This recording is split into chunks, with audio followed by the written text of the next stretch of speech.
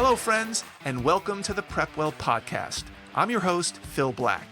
And if you have an 8th, 9th, or 10th grader with big aspirations, like the Ivy League, or military service academies like West Point, ROTC, or athletic scholarships, boom, you've come to the right place. My specialty, my superpower, if you will, is preparing families for these competitive programs. I'll teach you what your child should do, when they should do it, and how you can help. So stick around and prepare to out-prepare. Hello, friends, and welcome to the show. Today, I want to explain why I don't care where your child goes to college. I really don't. And by the way, the same goes for my own kids, 3 of whom are knee-deep in the college admissions process. I don't care where they go either. Now, there are a lot of other things that I do care about with respect to your child and my kids, but it ain't necessarily where they go to college. Now, you might be thinking to yourself, whoa, hold the phone here. This doesn't make any sense. How could you not care about where your PrepWellers, including your own kids, go to college? Isn't that your job? I thought you were the guy who helps kids who want to get into highly selective and competitive colleges. How then does where they go not matter? That's a fair question, and one I will take the next few minutes to explain. One of the key insights that I've learned working with hundreds of students and families over the years is that the college a student ultimately attends isn't nearly as important as the skills they acquire during the college admissions process. Let me say that a different way. The process is more important than the prize. In my experience, this finding holds true even in extreme cases. Let's say, for example, we compare Princeton versus a community college. I know of a student who was not at all engaged in the admissions process. In fact, his dad confided in me that he and his wife did almost all of the work for their son. His application, communicating with coaches, the essays, but he was still accepted to Princeton, where he was a legacy student and a recruited athlete. On the other hand, I know a different student who was extremely engaged in the admissions process, who dug into every aspect of the application and essay writing and research and interview practice, who ended up going to a local community college for financial reasons. The Princeton guy ended up graduating late, floundering, and moving home with his parents. It turns out he didn't have a clue. He didn't have a resume. He didn't take part in any of the on-campus recruiting opportunities. He didn't know how to research employers. He hadn't thought about life after college. And he lost a lot of momentum. He was ill-equipped to transition to the real world, Princeton and all. The community college guy, on the other hand, transferred to Cal Berkeley after 2 years. He graduated magna cum laude. He was president of the speech and debate team. He applied to and was accepted to law school, which he deferred for a year so he could clerk for a circuit court judge. In my opinion, the dramatic difference in outcomes had its roots in how well prepared each student was for the college experience, how seriously they each took the undergraduate admissions process in high school. Obviously, one didn't take it seriously at all and ended up not knowing many, if any, of the skills that he should have learned along the way. And the other, who learned all the skills during high school, was able to repeat those skills multiple times as he leapfrogged ahead. Which begs the question, how do I help my child fully engage in the college admissions process so they'll be ready to make the most of their college experience and beyond, no matter where they go, whether it's Princeton or Passaic Polytech? This reminds me of a story that really drives home this point. Last year, I met a gentleman who had been following me online and through social media and had heard good things about how I work with high school students and how early I engage with students in PrepWell Academy. He liked my track record, and I think he was referred to me through one of my private students who happened to get into all 14 schools that he applied to, which is in most cases unheard of, including Penn and Brown and Berkeley and UCLA. Well, this gentleman offered me $25,000 to be his son's private college admissions counselor, and I turned it down. As good as the money sounded, it was not a great fit. It turned out that his son wasn't overly motivated and exactly chomping at the bit to work with an advisor. I mean, basically, I got the impression that the dad wanted me to do everything for him and, of course, get him into a prestigious college, develop a list of schools, advise him on extracurriculars, do the research for him, write his essays, write his activities list, contact the teachers for letters of recommendation, choose his major, and the list went on and on.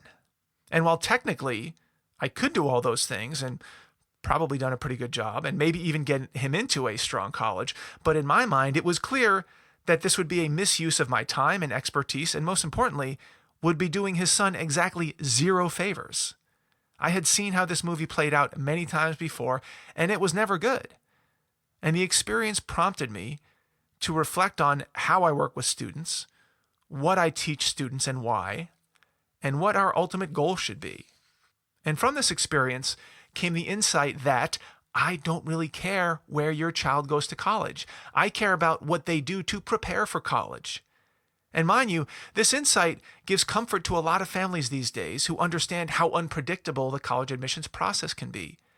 They're no longer holding their breaths and waiting to see if their child gets into their first choice because it no longer holds so much weight. I've taken this part of the process, this very stressful part, out of the equation.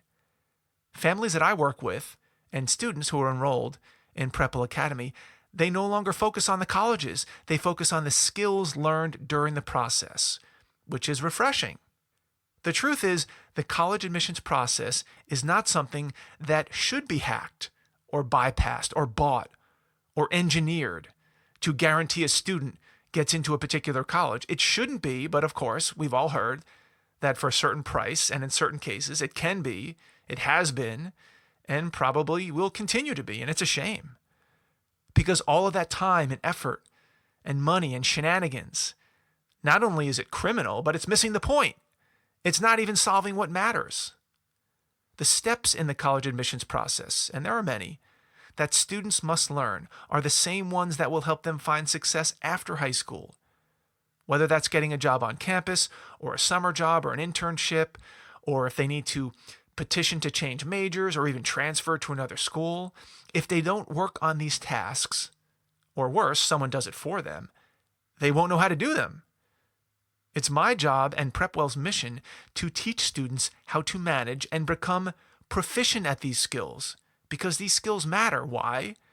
Because they're the skills that will be important down the road. I call them life skills, or repeatable skills, or sticky skills, things that will stay with them over time. And my goal is to help students learn these sticky skills. If they learn them, it doesn't really matter where they go to college. Or frankly, if they go to college. Now, maybe that's a bit of an overstatement for effect, but it's not that far from the truth. That's what I mean by I don't care where they go to college. I do care deeply about whether they learn the skills associated with applying to college, but I don't get hung up on Boston College or Boston University. Now, I'm sure I'll get some blowback from parents on this. They're going to be wondering, am I really suggesting that there's no difference between going to Princeton and a community college? No, not quite. I understand that in most cases that this is a pretty big difference. But I've also seen cases where the outcomes were the opposite of what one would expect. From what I know, I would personally put my money on a motivated community college student who's mastered these sticky skills in high school versus the Princeton student who had their parents snow plowing for them their entire lives and didn't know how to write a cover letter or a resume or anything. That's a fact. And I've seen this play out in real life many times. And listen, I'm eating my own dog food as well. I have 4 sons. 3 of them are going through the admissions process right now. And the tone in our house is learn the skills, prepare yourself as best you can, do your best work, and let the chips fall where they may. And remember, with the admissions process as unpredictable as it is these days, this is not a bad philosophy to adopt for your mental health. I'm far more interested that my sons learn and execute the 10 sticky skills that I'm about to talk about versus what colleges they get into. If they get into a competitive college that's a good fit, awesome. If they decide they want to go to community college, maybe to save money, that's great too. I do, however, make learning the skills a priority because that's what's in their control, and that's what's going to have long-term effects. PrepWell Academy's mission is to prepare students well for college, not to get them into a particular college. Otherwise, I would have called it Get Into Academy. Sometimes one thing will lead to another, but not always. When families buy into this concept, the stress level goes down dramatically. They start focusing on the process instead of the prize. They start to believe that the tools in the toolbox are more important than how fancy the buildings are at a particular college, or how expensive the tuition is, or how gourmet the food is. This is when I know I've done my job. Let's all keep in mind, this is not something that every teenager will immediately understand or appreciate or embrace.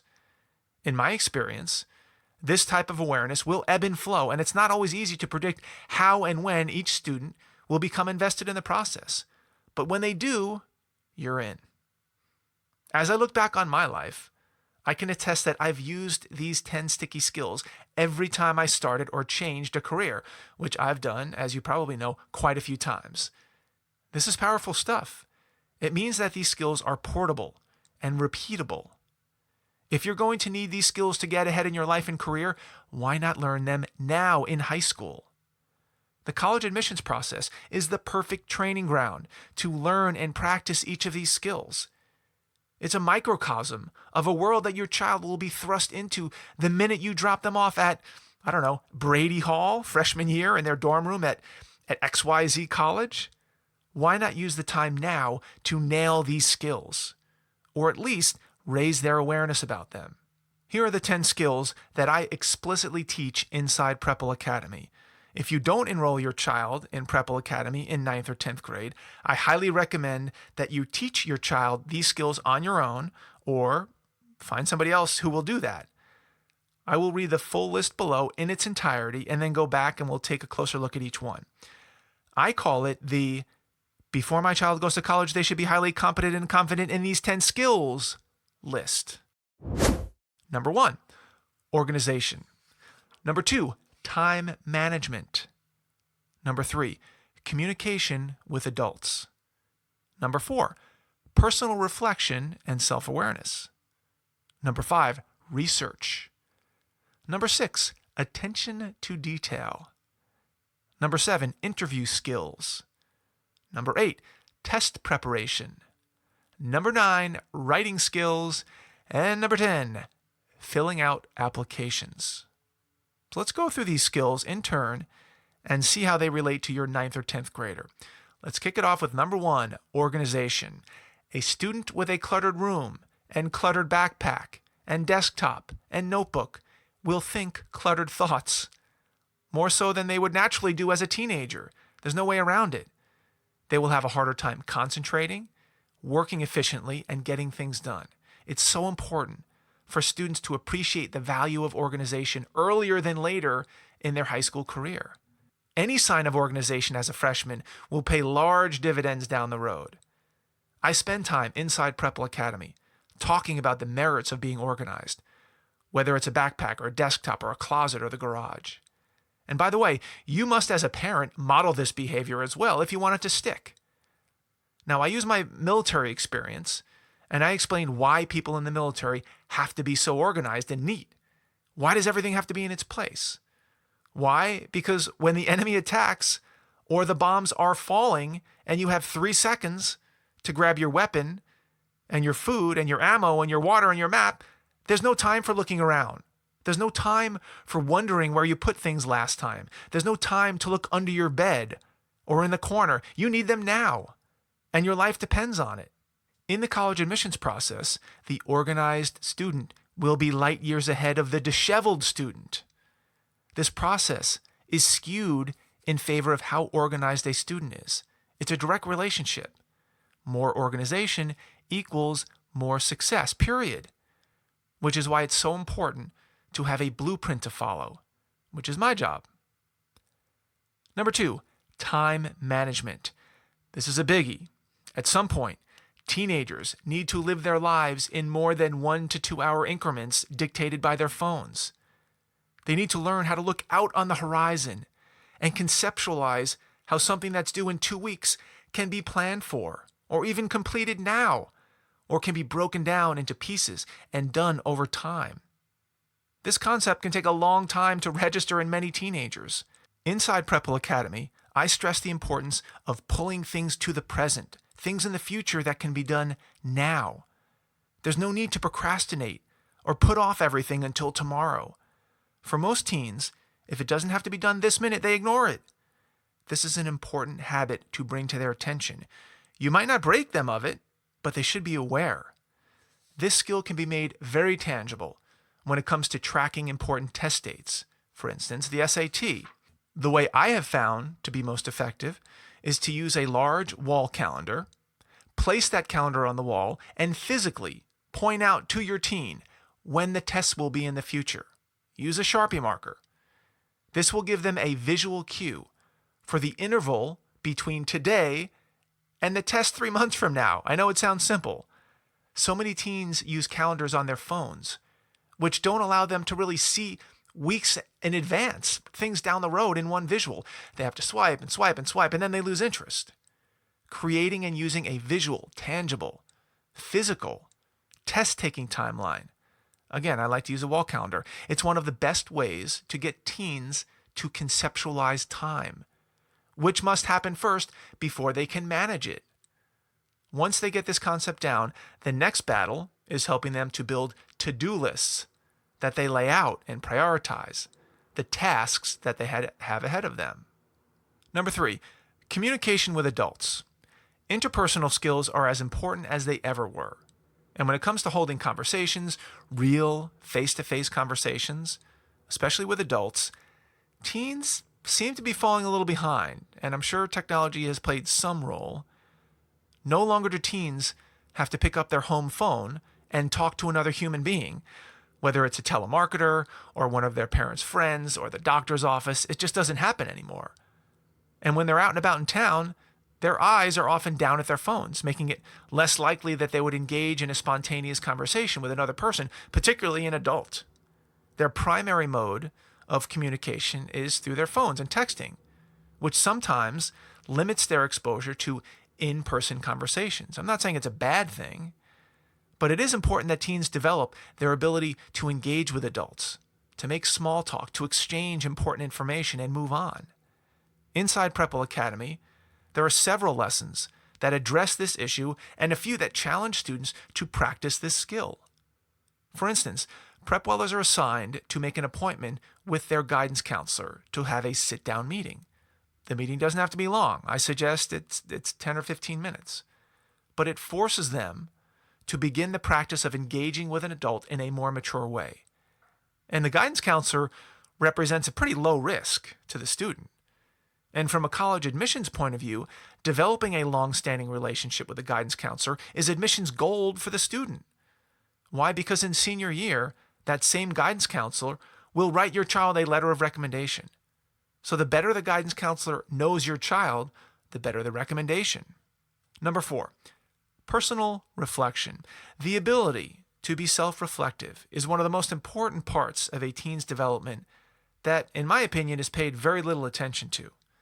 I say this because I've worked with hundreds of students over the last 5 years, and many are dumbfounded when I ask, so what are you interested in? What are you passionate about? Do you have any idea what you might want to study in college? Do you have any idea of what industry or field or role or function you may want to play in the real world? Now, yes, these are pretty heady questions and require a little finesse when posing them to teens. And inside PrepWell Academy, we spend several lessons discussing these questions and how to think about answers. I provide exercises and activities and worksheets that help teens put some of their thoughts on paper. Not only is this a good exercise in general as part of a maturing process, but it makes the college admissions process a whole lot easier and more relevant and more effective. If a teen can tap into what they think they might like, even if it's as broad as STEM versus humanities, which is a question that I pose to them to gauge at a very high level which direction they may be heading, then they can make informed decisions about class selection, about extracurricular activities, about summer experiences, college choices, the need for internships or shadow sessions. If a teen has never received this type of coaching or mentorship, how do we expect them to make the types of decisions that will set them up for success in college. I know high school students who claim they want to be doctors. And when I ask them why, they can't articulate often a single reason other than that their parents want them to be one, or their dad is one, or their mom is one. This is a shame. Many have spent little time thinking about why they think they like medicine, how they could go about testing this theory, or how they could use this interest to make themselves a more compelling candidate for college. Helping teens think through these decisions is one of my great passions, mostly because I have a lot of experience in a lot of different jobs and careers and environments, and I feel comfortable sharing my thoughts about them. I have experience on Wall Street and in military special operations, and with graduate school and as an entrepreneur and a civil servant and as a father. I can help them begin to clarify their thoughts.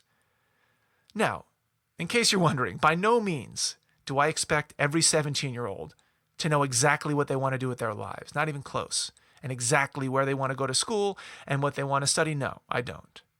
There are a small percentage who have strong convictions, and they even change their minds by sophomore year in college. This isn't a perfect science. I simply want to provide them with a framework and an awareness with which to assess opportunities as they come. That's it. What I don't like to see is a student who jumps headlong into college, paying $60,000, $70,000, $80,000 a year without having a plan, even a rough plan, without having thought about their future in any context, and expecting the college experience to do all the work for them. It will not. And that can be an expensive lesson to learn. Number 5, research. Students need to learn how to research, not only to help them write papers and complete projects for school, but as part of their bigger college search. They need to learn how to find colleges, how to pick out and record relevant data points, how to compare and contrast different schools and come to their own conclusion. If somebody simply hands them a list of target colleges, they are depriving the student of an important skill that they must learn: how to make choices.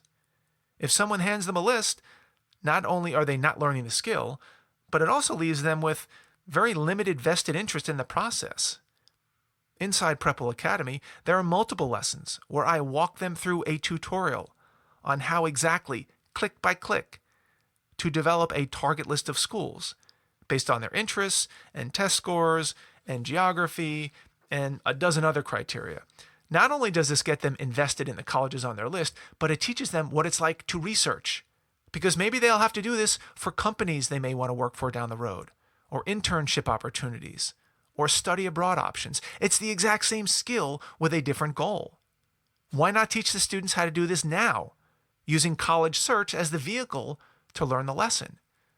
Then they'll have the confidence to repeat this process again and again and again as they make their next moves. Number 6, attention to detail. Most teens, generally speaking, aren't known for being particularly detail-oriented, at least not while they're in high school. However, this is an important skill to build and nurture over time.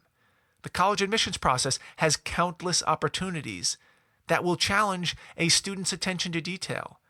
There are testing deadlines to stay aware of, essays to write, standardized tests to take, recommendations to request, tests to register for, applications to complete, early round and regular round decisions, financial aid deadlines, honors programs deadlines. Each of these is rife with administrative details that must be correct, whether it's a birth date or a school code or a zip code or a grammatical issue or a social security number. The list goes on and on. Inside PrepWell Academy, there are lessons and activities that give teens tips for what to look out for, common places that trip students up, and reasons why it's so important to pay attention to detail. This is especially important for those students who have their sights set on military academies or ROTC opportunities, where attention to detail is a way of life. It's meant to preserve life. Number 7, interview skills. These days, there is a lot of parity among high schoolers. Many of them have 4.0 GPAs or better, and impressive SAT scores, and robust extracurriculars. And sometimes it will be a college interview that seals the deal, or not. Not only does a college interview demonstrate strong interest in the college, which goes a long way, but it also gives the student an opportunity to wow the person conducting the interview. A strong interview takes coaching and practice and experience. Inside PrepWell Academy, we cover all the facets that make up a compelling interview. 1. Logistics, how to set the time, the place, what to bring. 2. Wardrobe, what to wear. 3. Common questions. 4. Strong responses. 5. How to relax. 6. How to make small talk with your interviewer. Being a good interviewer is a skill that will pay dividends for decades to come. Why not start mastering this skill now, while you're in high school? I can't even count the number of interviews that I've done over my career. I do remember my very first job interview experience with Goldman Sachs, an investment bank, during my senior year at Yale. I made it through the first few rounds of the on-campus interview and then was invited to New York City for another series of interviews. It turned out I had 18 interviews in one day. Talk about exhausting. Now, that would not have been the time to only start thinking about how to prepare for an interview. The time to do this is now. 8, test preparation. Last time I checked, I had taken over 30 standardized tests in my life, including the SAT, the Series 7 securities exam. I think I probably took that 3 times getting in and out of the industry. The Series 64 insurance exam, the ASVAB, which is a military exam, the military officer's aptitude test, another military exam, the GMAT for business school, a civil service exam to become a firefighter, a personal training certification test to become a personal trainer, and the list goes on and on and on. Most people over the course of their lives will be faced with taking a standardized test of some kind. Some will take many, whether it's the MCAT for med school, the LSAT for law school, the real estate broker's exam. My point is, why not use your time in high school to figure out how to go about preparing for a standardized test? Most high schoolers will take the SAT or the ACT, and the score on this can be very important depending on what type of school they want to attend. So why not take this opportunity to learn about how it's done the right way? Inside PrepWell Academy, I teach my students how to prepare for these exams, when to take them, how to pick the right study method, how much time to dedicate, how much is too much, how to assess progress, and how to inoculate themselves from test anxiety. This skill will be used over and over again during the course of their college and professional careers. Let's get it done now.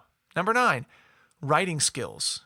Given the trend toward texting and short-form communication, being adept at writer will be a differentiator, period. My experience with students and their writing has been underwhelming. I've worked with many students, many who've gotten all A's in AP and honors English composition classes every semester, but still don't seem to know how to construct an outline, write with clarity, avoid overwriting. They make grammatical mistakes. They overuse cliches. They don't often write with influence. I know I'm painting a dreary picture, but it's true. Here's a question for you. When is the last time you saw a writing sample from your high schooler? When is the last time you saw a piece of paper with red ink on it, with teacher comments and feedback on something your child has written? And if so, did they ever rewrite it and turn it back in to be regraded? My guess is I'd be hearing crickets right now. I know I've got 4 kids, and if I didn't specifically ask to see a writing sample, I would never see one. Now, to be fair, most of their writing is submitted online, and the teacher provides feedback online, but I'm not seeing any of that. This doesn't do much for parents. If our son or daughter is getting an A in English over and over again, what's there to worry about? I assume their writing's just fine.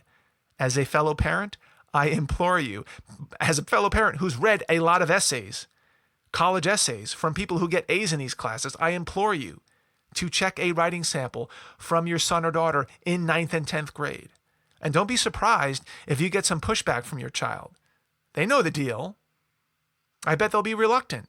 Insist. If you catch it in 9th and 10th grade, there's still a chance for recovery. I had this exact experience with one of my own sons, who got A's in advanced English, but was not a strong writer, it turns out. So we decided to get him some additional help with a writing tutor, and we're hoping that it's not too late. Inside PrepWell Academy, we address writing many times, not only when it comes to college essays, where we go through brainstorming and outline writing and composition options, but also with common grammatical mistakes that I see on a daily basis. If your child cannot write well, nip it in the bud. Number 10, filling out applications. I don't know about you, but when my kids are given a permission slip or an athletic waiver or something from school to fill out, it is usually left in a crumpled mess on the kitchen table for us to discover, usually by accident, decipher what it is, unfold it, and sign it. And unfortunately, most of the time, for expediency's sake, my wife and I fill out the form and hand it back to them. This is not a great practice, we've come to find out. It gives kids a free pass. It's important that teens begin to take responsibility for filling out forms early and often in their lives. Usually, these forms don't require any special knowledge from the parent. It's usually just name, address, phone number, birth date, maybe social security number, contact information, all things that a teen should be able to fill out. Yes, you can put your signature on it in the end, but the rest should be up to them. Why? Well, I don't recommend that the first time your child ever fills out a form is when they're filling out their college applications. They should be seasoned form filler-outers by the time they open that college application. For those students who have had leadership positions in school or had a job or been a Boy Scout or a Girl Scout, they have an advantage. I've seen it.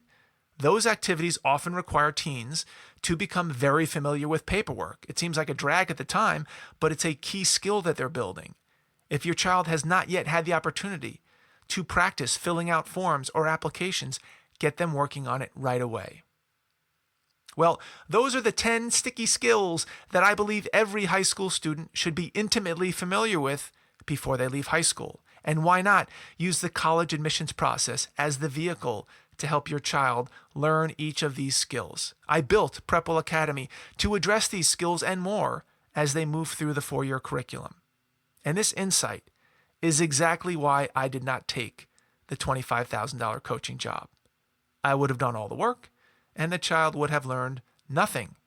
Now, he may have gotten into a good school because he was pretty well qualified and I'm pretty good with the applications, but his lack of engagement in the process would eventually catch up with him, and I didn't want to be part of that scenario.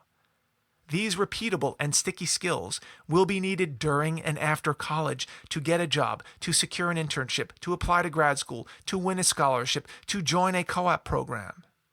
In my business, I hear many stories from families whose children struggled in college because they were either unengaged during the process or overly coached during high school. PrepWell Academy attempts to strike a balance. It's designed to help students and parents engage in the process when it matters most in 9th and 10th grade without actually doing the work for them. I guide and mentor and teach and prompt along the way, which of course is made easier with our video platform. And as you start to figure out how you plan to help your child through this process, I hope PrepWell Academy is one of the options you consider. We'd love to have your child on board. Please do not hesitate to reach out to me with questions, comments, or DMs or feedback. That's it for today's episode, friends. I hope you enjoyed it. If you did, please subscribe to the podcast. It helps out a lot. Share it with a friend who might find it valuable. That's the way we grow this podcast. Or give us a review. Until next week, goodbye, good luck, and never stop preparing.